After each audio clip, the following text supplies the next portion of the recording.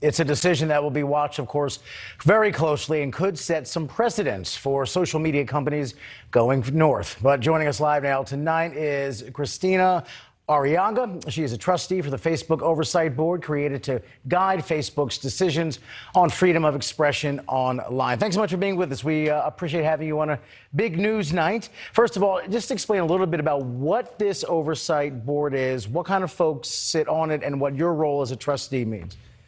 Sure. When Mark Zuckerberg started Facebook out of his dorm room with 7 people, he never imagined that he would have 58,000 employees, that he would be involved in the most important freedom of speech issues of the century, really.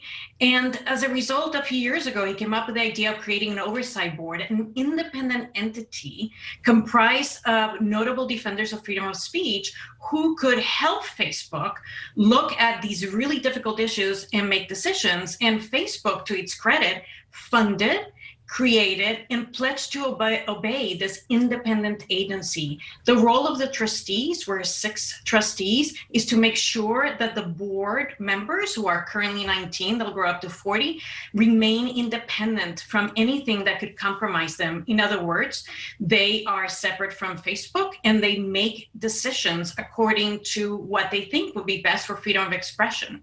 The decisions just started a few months ago. Over 500,000 appeals have been sent to this oversight board, and in most of the decisions, the oversight board has overturned what Facebook had decided to do beforehand. So the oversight board is operating with great independence from Facebook and adjudicating on behalf of freedom of expression.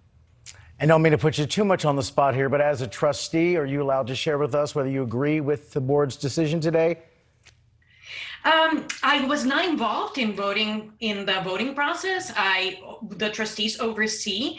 I think that the oversight board reached an excellently argued decision. What they said was 2 things. One is that they upheld that Facebook was right to tell Mr. Trump that he was putting other people in danger. But most importantly, what the board said was, you, Facebook, you have a lot of power. You cannot make arbitrary decisions. You cannot expect your users to abide by your rules and then not follow them yourself. And then told Facebook that they had 6 months to come up with consistent, clear, and transparent rules. And what this means for anyone who has been in Facebook jail, any small business, any house of worship, now they will know how to stay on, and if they're taken off, why they were taken off, and they will have an appeal process. No other social media platform has created such an entity. So it's interesting because it kind of is a 2-pronged decision. They're saying we agree with the ban. We're not going to overrule you on that, but this policy does need to be fine-tuned, and I guess that's what the next 6 months will be about. So this issue will be back in the news in a few months once they decide. What is your response, though, to the other side that would say this is a form of censorship? This is a free speech issue, and Facebook is infringing upon that. Look, any user, whether it's Mr. Trump or anyone else in the country, has every right in the world to stand on the corner and express their deeply held convictions and exercise their First Amendment rights. But that doesn't force Facebook, a private company, to be a megaphone for those views. Facebook has a long way to go in making sure its policies are consistent. And the board pointed that out, that Facebook has been inconsistent in applying its own rules.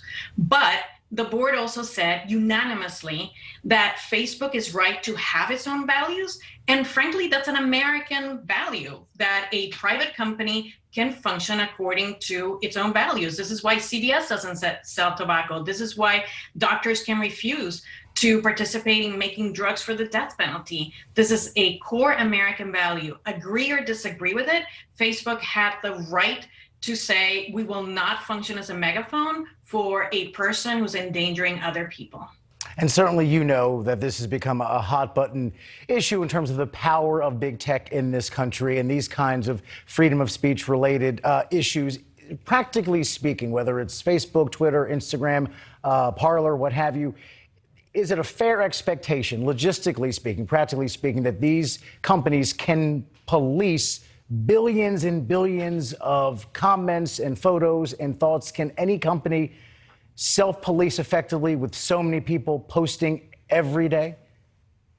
The genius of the oversight board is that it has become a self-regulatory agency so that it can work with Facebook and other social media platforms to figure out ways that these rules can be transparent, clear, and consistent. And by the way, the oversight board said very clearly, Facebook has a lot of power and it cannot function in an arbitrary way. It needs to be clear about the way that it manages content. And I think that's laudable. I think that is something that all social media platforms should be thinking about. Transparency, consistency, and clearness for its users, whether it's the president of the United States or a regular user in another country. And yes or no, real quick, do you think other social media platforms will follow suit, say Twitter? Absolutely, they'll have to. There's 79 million people who voted for Mr. Trump who are probably really upset today, and I don't blame them. So they should engage in the process. But the answer to this is not government regulation. It's not the UN human rights law process. The answer to regulating social media platforms is precisely what the oversight board is, a self-regulatory entity comprised of experts. Christina, thank you so much for your time and insight tonight. Appreciate it. Thank you so much.